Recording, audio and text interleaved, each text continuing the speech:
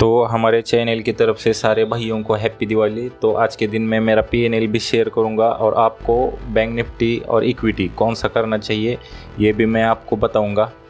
तो चलिए, मैंने ये 1 महीने का पीएनएल लगा दिया है, अक्टूबर महीने का। तो यहाँ पर सारे दिन मैंने प्रॉफिट किया है, सिर्फ एक ही दिन है लॉस है। तो मैं आपको ये बताना चाहता हूँ कि वो भी लॉस नहीं है, क्योंकि वहाँ पर मैंने मेरी होल्डिंग बेच दी थी। मैंने जो राजेश एक्सपोर्ट के जो 520 पर मैंने बाइंग की थी, वो 540 या 45 के बीच मैंने पोजीशन कट किया था, और फिर जब 520 पर वो आया था तो वहाँ पर फिर दूसरे दिन मैंने उसको बाई किया है। तो वो लॉस मैंने अभी तक बुक नहीं किया, क्योंकि वो मेरे होल्डिंग में पड़ा हुआ है।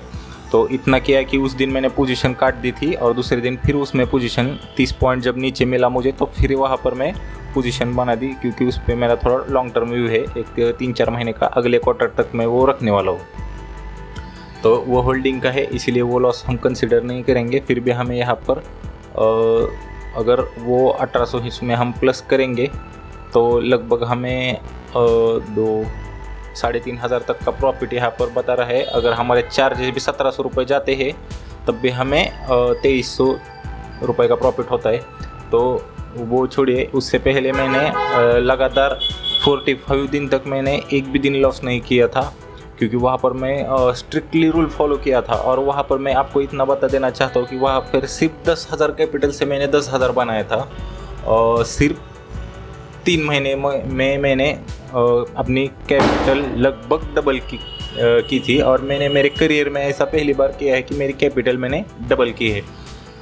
आने वाले कुछ दिनों में मैं फिर से यह चैलेंज एक्सेप्ट करने वाला हूँ, और मैं यही चैलेंज अपने चैनल पर मैं आपको डेली वीडियो के साथ दिखाने वाला हूँ। तो देखिए, यहाँ पर मैंने एक बैंक निफ्टी का ट्रेड लिया था, लेकिन बैंक निफ्टी का ट्रेड हम जब भी लेते हैं तो मार्केट हमारे फेवर में चलना चाहिए। अगर यहाँ पर मार्केट ने सिर्फ कंसोलिडेशन किया और मैंने मेरा 600-700 रुपये लॉस बुक किया था। तो देखिए, यहाँ पर मैंने इक्विटी में ट्रेडिंग की थी। तो इक्विटी में क्या होता है, एक तो ना ही आपको डीके मिलता है, वहाँ पर कोई प्राइस डीके नहीं होता। अगर मार्केट हमारे कंसोलिडेशन भी करता है तब भी हम वहाँ से हमें पता चलता है ना कि मार्केट अब नीचे गिरने वाला है या ऊपर ब्रेकआउट देने वाला है। तो हम हमारे दिमाग के हिसाब से वहाँ से भाग सकते हैं, लेकिन ऑप्शन में आपको ऐसा नहीं।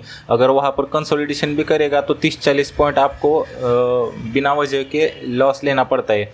तो क्या होता है, ऑप्शन में आपको ज़्यादातर लॉस होने के चांसेस ज़्यादा है। यहाँ पर इक्विटी में क्या होता है, आप अगर थोड़ा प्राइस के फ्लक्चुएशन को भी अगर आप अच्छी तरह से समझते हैं, और यहाँ पर आप कैंडलस्टिक पर आपकी अच्छी पकड़ रहेगी, तब भी आप इसमें प्रॉफिटेबल हो सकते हैं।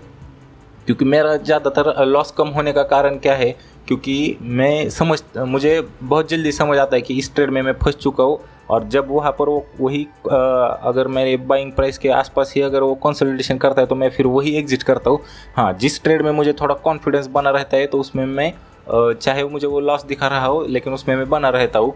तो आप प्रैक्टिस कर ही आप इसमें आपको एक्सपीरियंस आपका बढ़ा सकते हैं। तो मेरा क्या है, मैंने मेरे एक्सपीरियंस की वजह से ही ये सब कर पाता हूँ। तो यहाँ पर क्या होता है, हम जहाँ पर भी हम एंट्री लेते हैं, अगर आप थोड़ा बॉटम पर एंट्री लेने की ट्राई करेंगे तो मार्केट थोड़ा और नीचे जाएगा और फिर एक बार बाउंस ज़रूर दिखाएगा। तो यहाँ पर अगर हमें पता चलता है कि हमारा ट्रेड अब फंस चुका है, तो वहाँ पर हम कॉस्ट टू कॉस्ट या थोड़ा कम लॉस लेकर हम भाग सकते हैं। और अगला अगर हमें क्वालिटी ट्रेड मिलता है तो हमें प्रॉफिट भी अच्छा खासा होता है। तो यहाँ पर हमारी साइकोलॉजी, अगर हम न्यू ट्रेडर है तो हमारी साइकोलॉजी यहाँ पर ज़्यादा डिस्टर्ब नहीं होती। इसलिए मुझे इक्विटी बहुत पसंद है, और मैं आप लोगों को बताना चाहता हूँ कि आप भी इक्विटी ही करें, क्योंकि बैंक निफ्टी में ट्रेड करने के लिए हमारी साइकोलॉजी उतनी नहीं रहती। और जिस दिन हम यह सोच कर ट्रेड लेते कि अब 3 दिन मार्केट गिर चुका है, आज मार्केट बाउंस बैक देगा, और उस दिन हम बैंक निफ्टी में पोजीशन बनाते हैं।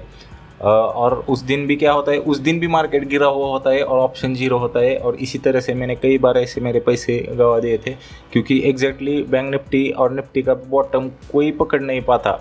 हाँ, अगर आप ऑप्शन सेलर है तो उसमें आप बचने की और भागने की आपको चांसेस मिलते हैं। लेकिन अगर ऑप्शन प्योर ऑप्शन बायर है तो आप शुरू में तो कोई भी बंदा, मैं मेरे एक्सपीरियंस से बता रहा हूँ कि प्रॉफिटेबल नहीं हो सकता, क्योंकि उस लेवल की साइकोलॉजी हमारी नहीं होती। अगर हम थोड़ा हार्ड वर्क करके पैसा कमा रहे हैं तो तब तो हम लॉस बुक करने का हमारा मन ही नहीं करता, हम रोते रहते हैं लेकिन लॉस बुक नहीं करते। यही एक कारण होता है कि हम पैसे कमाने के लिए स्ट्रगल कर रहे होते हैं और यहाँ पर हम अगर हमें लॉस दिखता है तो हम डर के मारे वो काट नहीं सकते, क्योंकि लॉस इतना बड़ा रहता है बैंक निफ्टी में।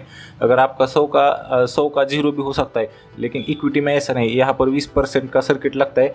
भले आप उस दिन पोजीशन ना काटे तो बहुत कम बार ऐसा होता है कि लोअर सर्किट या अपर सर्किट लग जाता है। लेकिन स्टॉक लगभग कोई भी स्टॉक हो 4 से 5% की ही मूव करता है, उससे ज़्यादा वो मूव नहीं करता। इसीलिए उसमें इक्विटी में हमें लॉस बड़े नहीं होते और हम सीखते ज़्यादा है। बैंक निफ्टी में क्या होता है, हमारा जब बड़ा लॉस होता है तो हमारा दिमाग काम करना बंद करता है, लेकिन यहाँ पर अगर हमें लॉस दिखता है तो हम देखते हैं अब ये कहाँ से जा घूम सकता है, कहाँ से हमें ब्रेकआउट दे सकता है या ब्रेक डाउन दे सकता है, हमने क्या गलती की, एंट्री लेने में हमारी क्या गलती हुई। तो यहाँ पर आपको सीखने के ऑप्शन बहुत ज़्यादा है, लेकिन यहाँ पर आपको खोने के लिए पैसा बहुत कम खो सकते हैं और बहुत सेफली आप कमा सकते हैं। तो अगले 1-2 महीने में मेरा टारगेट ये रहेगा कि मैं डेली 10,000 कैपिटल का फिर से मैं डबल करने का ट्राई करूँगा 3 महीने में। लेकिन इसमें एक दिन में पैसा डबल नहीं होने वाला। अगर आपको ऐसा लगता है तो आप अपने तरीके से आप डबल पैसा कर सकते हैं, लेकिन इक्विटी में इतनी जल्दी पैसा डबल नहीं होता। हाँ, एक दिन आपका ऐसा भी लक हो सकता है कि अगर किसी स्टॉक में आपने एंट्री बना ली और वो 10% का, 7% का, 8% का भी मूव देता है, कभी कभी इतना अच्छा पकड़ में भी आता है हमारे मुँह। लेकिन इसमें अगर हम नए हैं तो सर्वाइव कर सकते हैं। इसमें हमें ज़्यादा पैसे खोने का इसमें अगर मैं 3,000 कैपिटल से भी करता था तब भी 3,000 कैपिटल 0 होने में मुझे 5 महीने लगे थे। अगर आप अच्छी तरह से भी ट्रेडिंग करते हैं तब भी आप इसमें कुछ ज़्यादा गंवा नहीं सकते। फिलहाल इसमें सीखने के चांसेस ज़्यादा है, इसलिए मैं आपको इक्विटी ही प्रेफर करूँगा।